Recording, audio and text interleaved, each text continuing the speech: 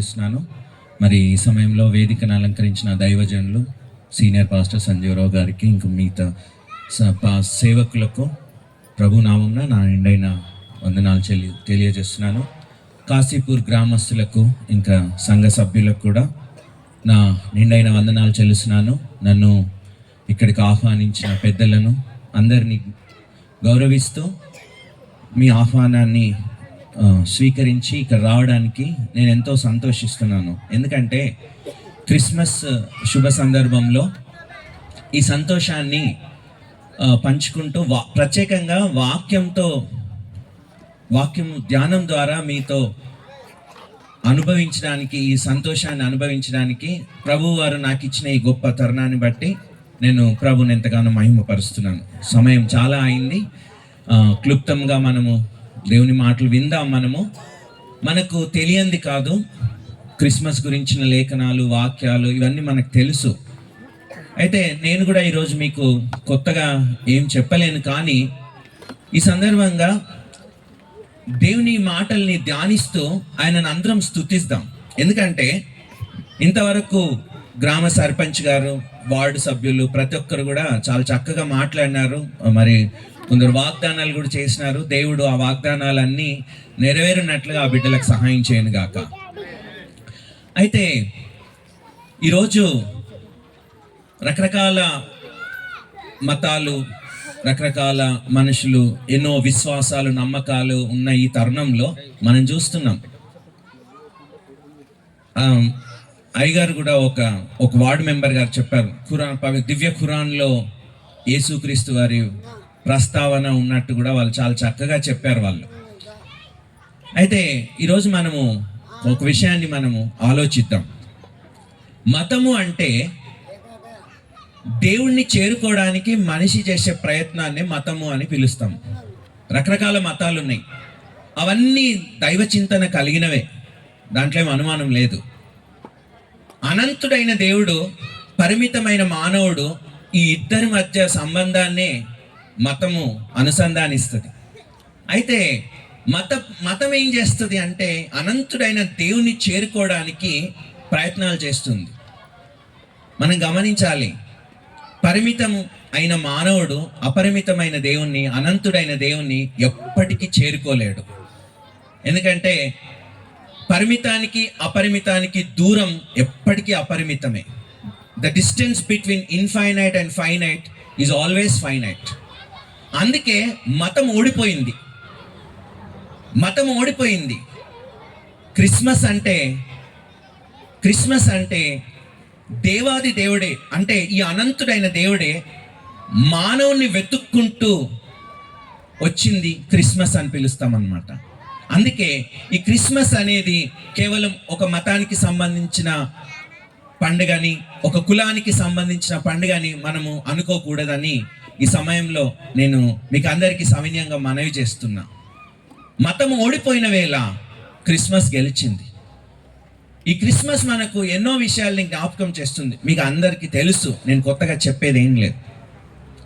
CS Lewis అనే ఒక గొప్ప క్రైస్తవ మేధావి ఒక మాట అన్నాడు, దేవాది దేవుడు ఈ లోకానికి వచ్చిన సందర్భం ఎందుకంటే మనుషులను దేవుని కుమారుననుగా తయారు చేయడానికి ఈ లోకానికి వచ్చిండు. అదే అవతారం, నరావతారం. చూడండి దేవుని బిడ్డలారా, మనకందరికీ తెలుసు, మనుషుల పాపాలను పరిహరించడానికి దేవాది దేవుడే పూనుకొని నరావతారం వేసుకొని, నరావతారం ధరించి ఈ లోకానికి వచ్చినట్టు మనకు తెలుసు. అయితే ఒక్క విషయం ఆలోచించాలి, ఈ దేవుడు 2000 సంవత్సరాల క్రితం పుట్టినాడా? నేను వికారాబాద్లో ఉంటాను. ఈ గ్రామానికి ఎన్నోసార్లు ఇక్కడ నుంచి వెళ్తున్నాను, కానీ మొట్టమొదటిసారి ఇక్కడ ఆగినాను. నేను పుట్టలేదు, నేను ఈ గ్రామానికి వచ్చిన. అందుకే పిలాతు ముందు యేసు ప్రభు వారి మాటలు నేను మీకు జ్ఞాపకం చేయాలనుకుంటున్నా. సత్యమున గురించి సాక్ష్యం ఇచ్చుటకు నేను ఈ లోకమునకు వచ్చి తిని అంటాడు. నేను పుట్టినాక, అందుకే వచ్చాడు అనుంది. వచ్చాడు అని ఎవరిని అంటారు అంటే అప్పటికే ఉన్న వ్యక్తే రాగలడు. అది మనం మర్చిపోకూడదు. దేవుడికి ఆది అంతము ఉండదు, దేవుడు అనంతుడు.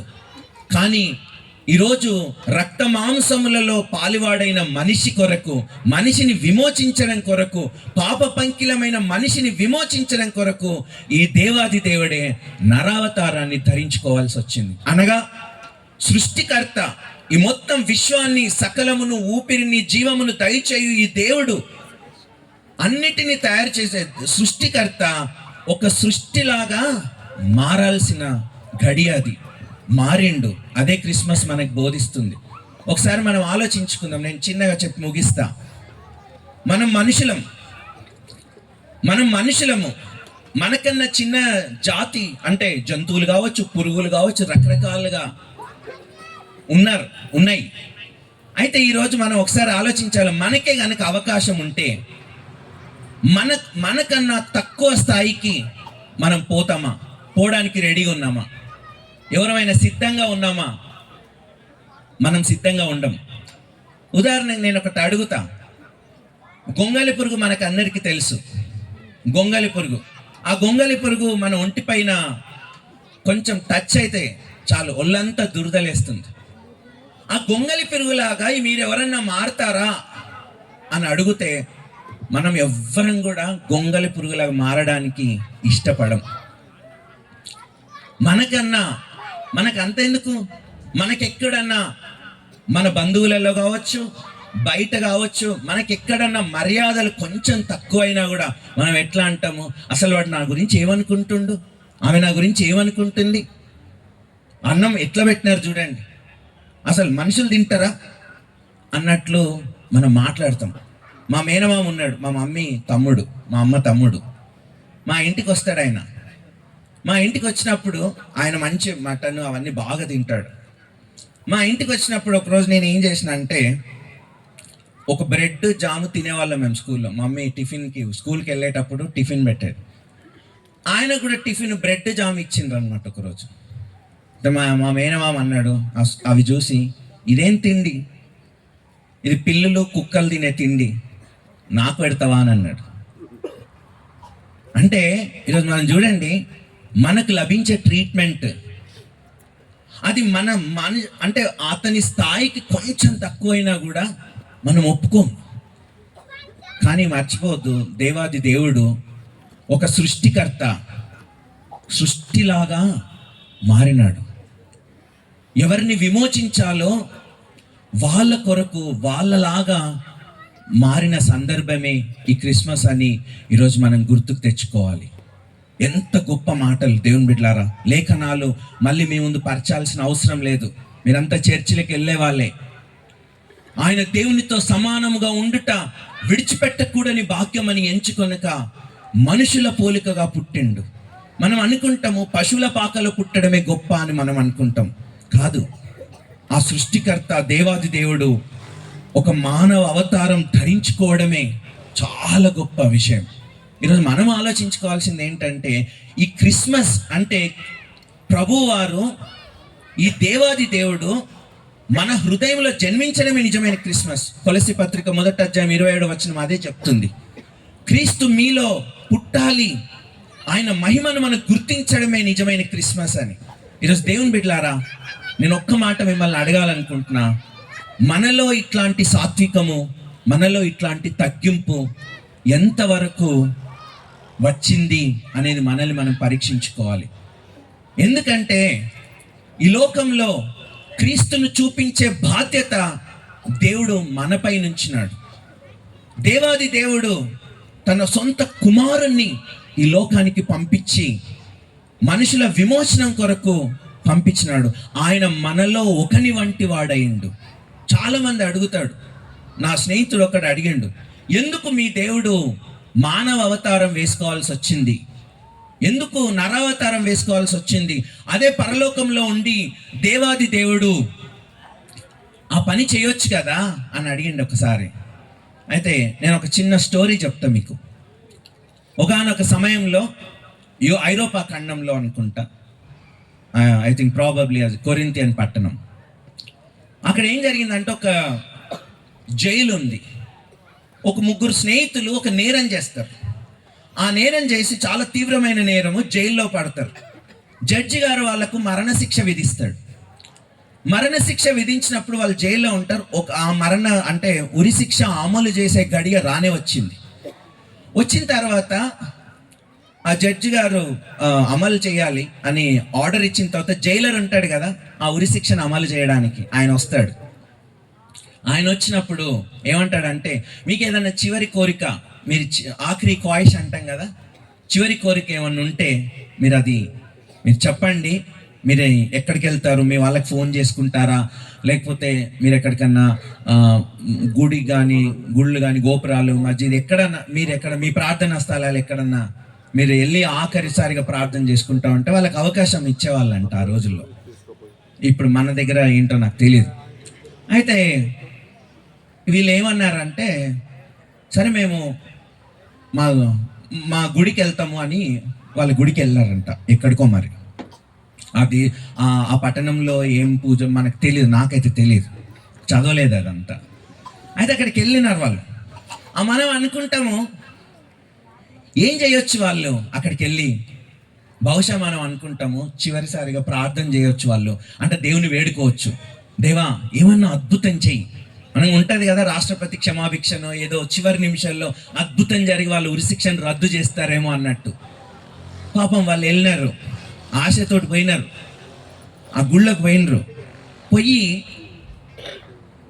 ఒక షాకింగ్, వాళ్ళకు దేవుడి మీద ఎంత కోపం వచ్చిందంటే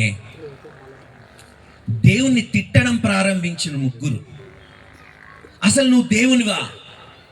అవును, మేము యవ్వన కాలంలో తప్పులు చేసినాం, ఏదో చేసినాం, తర్వాత రియలైజ్ అయినాం, పశ్చాత్తాప ఏదో తెలుసుకున్నాం మేము. ఆ తప్పుకు నువ్వు దేవునివి కదా, మరి కాపాడొచ్చు కదా, ఎంత మొరపెట్టినాం నీకు.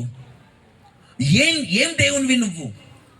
ఆపదలు ఆదుకోలేడివి, లైనోడివి, నువ్వేం దేవునివయ్యా బాబు అని నిష్ఠూరం ఆడడం స్టార్ట్ చేసిన. జైలర్ విని రాసిండు అనమాట ఒక పుస్తకం. ఆ జైలర్ చెప్తున్న మాట అనమాట, ఏం దేవుని నిష్ఠూరం ఆడుతుండ్రు.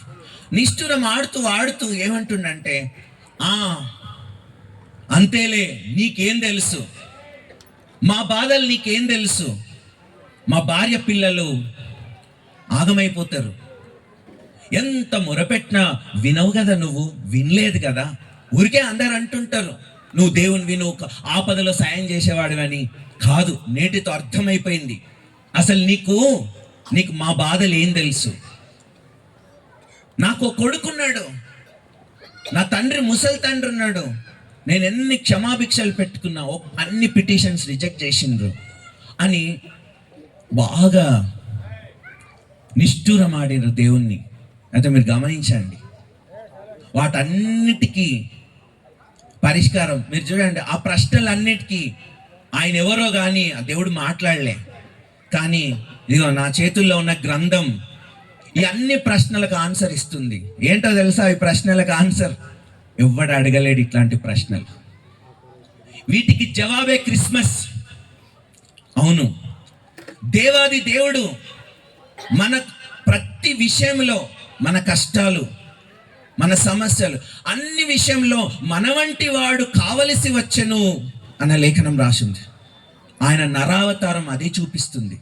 ప్రతి మనిషి సమస్య, ప్రతి మనిషి వేదన ఆయన తన సొంత కుమారుణ్ణి బలిగా అర్పించుకున్నాడు సిలువ పైన మన కొరకు. ఇందాక వాళ్ళు ఈ నిష్ఠూరం ఆడిన ఏ ప్రశ్న కూడా ఈ దేవుడికి అప్లై కాదన్న విషయం నేను సగర్వంగా చెప్పగలుగుతున్నాను.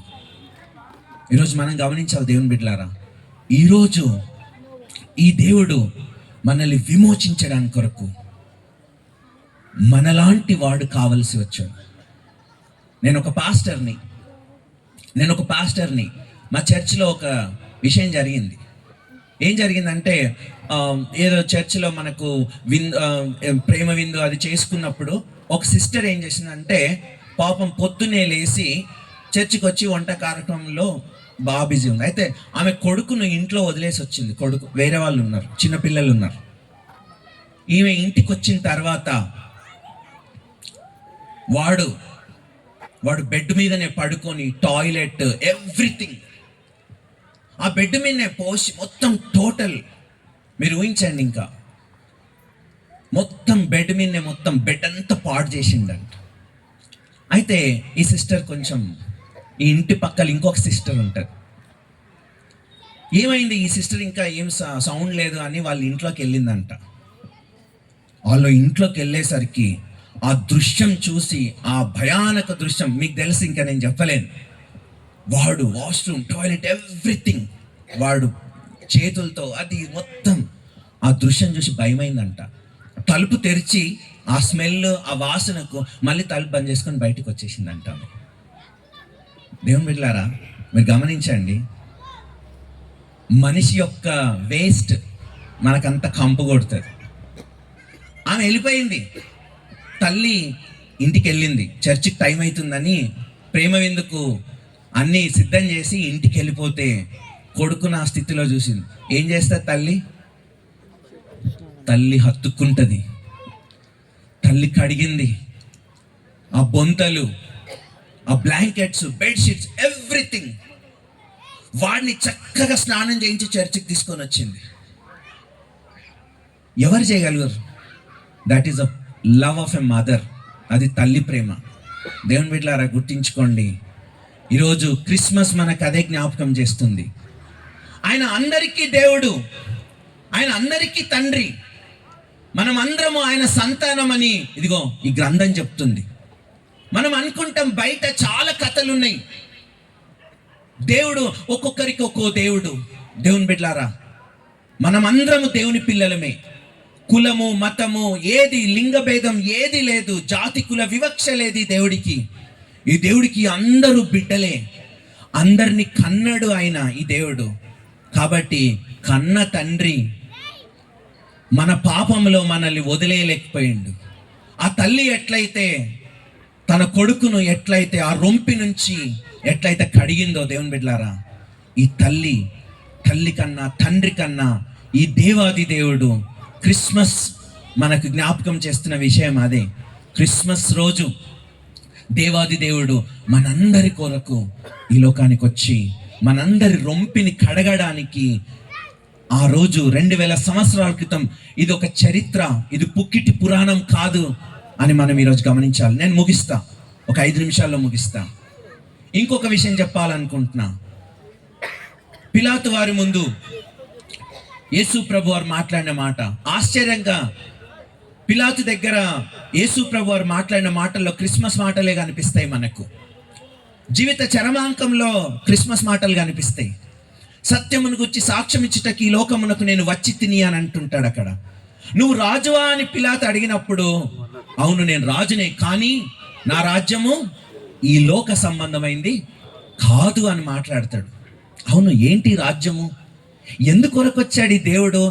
దేవాది దేవుడు నరావతారం వేసుకొని రావాల్సిన అగత్యం ఏమైంది అని మనం ఆలోచిస్తే, 1 యోహాను 3:8 చెప్తుంది, అపవాది క్రియలు లయపరచుటకు దేవుడు ప్రత్యక్షమాయను అని రాసింది. ఏంటి అపవాది క్రియలు? ఇందాక చాలా చక్కటి పాట పాడినరు సంఘస్థులు, ఆయన రాజ్యం తీసుకొని వస్తుండు అని. ఎస్, ఏం జరిగిందంటే, దేవుడు ఈ విశ్వాన్ని సృష్టించి, దేవుడు తన హక్కులన్నీ, తన శక్తి సామర్థ్యాలు మానవులకి ఇచ్చి, తన పోలికలో మనిషిని చేసి, దూతల్ని సృష్టించి ఈ విశ్వాన్ని నడిపిస్తున్న సందర్భంలో మీకు తెలుసు, 3వ వంతు దేవదూతలు దేవుడికి విరోధంగా తిరుగుబాటు చేసింది. తిరుగుబాటు చేస్తే ఈ రాజ్యాన్ని అంతా పాడు చేసినారు. ఆ రోజుల్లో మీరు గమనించండి, పెద్ద పెద్ద చక్రవర్తులు ఏం చేసేవాళ్ళు అంటే, అన్ని దేశాలని స్వతంత్రించుకుంటూ, అంటే గెలుస్తూ, ఒక దేశాన్ని గెలిచి ఇంకొక దేశం పోయేవాళ్ళు. మళ్ళీ అక్కడ ఆ రాజును ఓడించి తన సామ్రాజ్యాన్ని విస్తరించుకునే వాళ్ళు అనమాట, చక్రవర్తులు అనమాట వాళ్ళని. అయితే ఒక దేశాన్ని ఓడించి ఇంకో దేశం అలెగ్జాండర్ భారతదేశం వరకు వచ్చిండు, మనకు చరిత్ర చెప్తుంది. అట్లానే ఈ రాజు దూరదేశం వెళ్ళి ఆ అందరి రాజ్యాల్ని ఓడిస్తూ ఎప్పటికో 2-3 సంవత్సరాలకు కానీ మళ్ళీ రాజ్యంకి వచ్చేవాడు కాదనమాట, మనకు చరిత్ర చెప్తుంది. అయితే ఈ రాజు వెళ్ళిన సందర్భంలో ఏం జరుగుతుందంటే, రాజ్యం అంతా అల్లకల్లో. నేను నేపథ్యం చెప్తున్నాను, బ్యాక్గ్రౌండ్ చెప్తున్నాను ఆ పాటకు. దేవుడి రాజ్యం అంటుంటాం కదా. యేసు ప్రభు కూడా ఈ లోకానికి వచ్చి దేవుడి రాజ్యం గురించే మాట్లాడినాడు. మనం ఒకసారి ఆలోచించి చెప్పి నేను ముగిస్తా. ఏంటి దేవుడి రాజ్యం? ఈ రాజు అందరినీ ఓడిస్తూ ఉన్న ఈ రాజ్యం, ఆ రాజు లేని సమయంలో ఏమైపోయిందంటే అల్లకల్లోలమైంది. దుష్టులు వచ్చి మొత్తం రాజ్యాన్ని అతలాకుతలం చేసేసినారు. ఈ రాజు నీతి రాజు, ఆయన విలువలన్నీ తారుమారు చేసేసినారు. అదే మనం పాపం అంటాం. పాపం ఈ లోకంలో ప్రవేశించి దేవుడి రాజ్య విలువలన్నీ తారుమారైపోయినాయి. నీతి కొరకు ఆకలి తప్పులు గలవారు ధన్యులు అంటే వీడొచ్చి ఏం నేర్పించిందంటే, లేదు, నీతి కొరకు ఆకలి తప్పులుంటే నువ్వెట్లా బతుకుతావు? బాగా సంపాదించాలి, కోట్లు సంపాదించాలి, నువ్వు ఏమనుకున్నావు నేర్పించింది. దీనులు ధన్యులు, సాత్వికులు ధన్యులు అని ఈ రాజు తన రాజ్యంలో చెప్తే, ఈ రాజు దండయాత్ర చేసి అందరిని స్వతంత్రించుకోవడానికి రావడానికి వెళ్తే వీళ్ళు వచ్చి ఏం చేసిండ్రంటే దుండగులు కొత్త విలువలు, నైతిక రాజ్యపు విలువలు తారుమారు చేసినారనమాట. తారుమారు అయిన సందర్భంలో మీరు గమనించండి, ఈ రాజు అక్కడ అన్ని గెలిచి మళ్ళీ తిరుగుముఖం పట్టినాడు అనమాట. అప్పుడు ఈ రాజు ముందు ఒక అతను గుర్రం మీద వస్తుంటాడు అనమాట. చాలా ఆవేశంగా వస్తుంటాడు. ఏమని చెప్పడానికి తెలుసా? మీరేం బాధపడకండి, ఈ రాజు వస్తున్నాడు, మీ సమస్యలన్నిటికీ పరిష్కారం ఈ రాజు తీసుకొని వస్తాడు. క్రిస్మస్ అంటే అదే దేవుని బిడ్డలారా. క్రిస్మస్ అంటే దేవాది దేవుడు కోల్పోయిన తన రాజ్యాన్ని పునఃప్రతిష్ఠించడానికి వచ్చిన వేళ అన్నమాట. యేసు ప్రభు వారు శరీరధారిగా ఉన్న దినాల్లో ఆయన శిష్యులు అడుగుతారు, ప్రభువా దేవుని రాజ్యం ఎప్పుడు వస్తుంది అని. అప్పుడు యేసు ప్రభు వారు చెప్పిన ఆన్సర్ మీకు తెలుసు కదా, దేవుని రాజ్యం ప్రత్యక్షంగా రాదు, ఇదిగో అది మీ మధ్యనే ఉంది. అంటే దేవుని బిడ్డలారా, క్రిస్మస్ మనకి ఏం జ్ఞాపకం చేస్తుంది? Christmas shows the Kingdom of God is arrived. దేవుని రాజ్యం వచ్చింది, ఆయన గెలిచేసినాడు. మనం అనుకుంటాము ఈ బాలుడు క్రిస్మస్ తొట్టిలో ఆ పొత్తి గుడ్డలతో చుట్టబడి ఉన్న బాలుని చూసి, మనకు ముద్దు వచ్చే బాలుని చూసి పాపం మన పెద్దోళ్ళందరూ ఏం పాటలు పాడిరంటే లాలి లాలి లాలెమ్మ లాలి అని పాటలు పాడినరు. కానీ అది లాలి పాట కాదు, అది ఆయన వచ్చింది, ఆయన యుద్ధ కేక వేయడానికి వచ్చిండనమాట. ఆయన వచ్చింది, ఆయన తన రాజ్యాన్ని తను స్వతంత్రించుకోవడానికి వచ్చిండు. ఆయన కొండ మీద ప్రసంగంలో మత్తయి సువార్త 5వ అధ్యాయంలో చెప్తాడు, దీనులు ధన్యులు, బీదలైన మీరు ధన్యులు. మీకు తెలుసు, ఇంకా నేను అన్ని చెప్పలేను. ఏ రాజ్యపు విలువలైతే పాపం వచ్చి దేవుని రాజ్యపు విలువల్ని తారుమారు చేసి నీతి లేకుండా, నిజాయితీ లేకుండా మానవ లోకం బతుకుతుందో, ఈరోజు మనం చూడండి, మన ఆశలు. యేసు ప్రభు వారు ఈ లోకంకి వచ్చినప్పుడు ఒక స్త్రీతో మాట్లాడుతుంటాడు. ఆ స్త్రీతో నీళ్లు దాహం అయితే, అమ్మ నాకు నీళ్ళు ఇవ్వు అని అడుగుతాడు ఆమెకు. ఆమె ఆ సందర్భం మీకు తెలుసు, గుర్తించాల్సిన అవసరం లేదు మీకు. ఆమెతో మాట్లాడుతూ ఆయన ఏమంటాడంటే, నేనిచ్చే నీళ్లు తాగితే నీకు మళ్ళీ దాహం కాదు అంటాడు. ఆమె ఏమనుకుంటే తెలుసా, మళ్ళానే వావ్ ఇదేదో బాగుంది, నేను ఈ చేదుకొనుటకు రోజు ఇంత దూరం రావాల్సిన పని లేదు దేవా, నాకు ఆ నీళ్ళేదో ఇచ్చేసేయి, రోజు నేను రాకుండా ఉండే పని ఏదో బాగుంది ఇది అని అడుగుతుంది. కానీ మీరు గమనించండి, అక్కడ యేసు ప్రభు వారు ఇస్తా అన్న నీళ్ళేంటి, ఈమె కోరుకునే నీళ్ళేంటి? ఈరోజు ఆమె దాహం తెలుసా? ఆమె దాహం ఒకటి, యేసు ప్రభు తీరుస్తా అన్న దాహం ఒకటి. ఆమె దాహం తెలుసు కదా, ఆమెకు 5 మంది భర్తలు, పాపం, సెక్యూరిటీ కొరకు దాహం. ఏ భర్త నన్ను బాగు చూసుకుంటాడు, ఏ భర్త నన్ను సుఖ పెడతాడు, ఏ భర్త నాకు డబ్బులు ఇస్తాడు, వాట్ ఎవర్. ఆమె చాలా ప్రయత్నించింది, ఆమె ఏదేదో కోరుకుంది, ఆ భర్తల్లో లేదు, దొరకలేదు ఆమెకు, భర్తల్ని మారుస్తూ ఉంది. యేసు ప్రభు అంటున్న, అమ్మా నేను ఇచ్చే నీళ్లు తాగితే నీకు మళ్ళా దాహం కాదు. పాపం ఆమె ఏమనుకుంది, ఆ నీళ్ళు అనుకుంటుంది. ఈరోజు క్రైస్తవులమైన మనం కూడా ఆలోచించాలా, దేవుని బిడ్డలైన ప్రతి ఒక్కరు ఆలోచించాలా. యేసు ప్రభు వాళ్ళు వచ్చిన సందర్భం ఏంటి తెలుసా? ఈ రాజ్య విలువలు మార్చడానికి వచ్చాడు. రాజ్య విలువలు తునాతునకలు చేసినాడు అపవాది. అందుకే to reclaim back Jesus came again to this world on the eve of Christmas. నీకు మళ్ళీ దాహం అయ్యేదన్నాడు. ఈరోజు ఈ క్రిస్మస్ మాటలు వింటున్న, ఈ పండుగ చేసుకుంటున్న సందర్భంలో దేవుని బిడ్డలారా, మనం ఒక ప్రశ్న మనం వేసుకోవద్దా? మనకేం దాహాలు ఉన్నాయి ఈరోజు? మనకి ఎట్లాంటి దాహాలు ఉన్నాయి? ఒకరికి డబ్బు దాహం, ఒకరికి అధికార దాహం. కాదంటారా? అధికార దాహం. డబ్బులున్నా అధికారం కావాలి. అందుకని ఓటుకు ఎంత అన్న పెట్టినాం, చూసినాం మనం, కొత్తగా చెప్పాల్సిన అవసరం లేదు. ఏం కావాలి? దాహం, డబ్బు దాహం. ఈ దాహాలన్నిట్లో మనిషి తన విలువను కోల్పోయిండు, మనిషి తన ఉద్దేశాన్ని కోల్పోయిండు. ఈరోజు సొంత అన్నదమ్ముళ్ళు కొట్లాడుకునే పరిస్థితి, అల్లకల్లోలంగా ప్రపంచం ఉంది. ఈ ప్రపంచానికి జవాబుగా, ఈ ప్రపంచంలో ఉన్న ప్రతి సమస్యకు జవాబుగా ఈరోజు క్రిస్మస్ మనకు జవాబిస్తుంది. యేసు ప్రభువారు ఈ లోకంకి, ఈ సమస్యలకన్నిటికీ మూలమైన పాపానికి విరుగుడు తీసుకొని రావడానికి వచ్చిన శుభ సందేశమే ఈ క్రిస్మస్. కాబట్టి దేవుని బిడ్డలారా, నేను ముగిస్తున్నా. నా మాటలు విన్నందుకు ధన్యవాదాలు. కానీ ఒక్క విషయం మనం అందరం కూడా దయచేసి మనం ఆలోచించాలి. ఈ క్రీస్తు మనలో పుడితేనే క్రిస్మస్, లేకపోతే ఇదొక ఆచారం. సిఎస్ లెవిస్ అనే గొప్ప భక్తుడు ఏమంటాడు తెలుసా? క్రిస్మస్ కి క్రిస్టియానిటీకి సంబంధం లేదంటాడు. మీరు చదవండి. క్రిస్మస్ కి క్రిస్టియానిటీకి చాలా పెద్ద స్టేట్మెంట్ అది, అండర్ స్టేట్మెంట్. ఈరోజు many people don't quote this. Why did he say? ఏం జరుగుతుంది అంటే, మనం క్రిస్మస్ ని అంత దూరంగా తీసుకొని పోయినాం అన్నమాట. సంబంధం లేని విషయాలకు తీసుకొని వచ్చేసినాం అన్నమాట.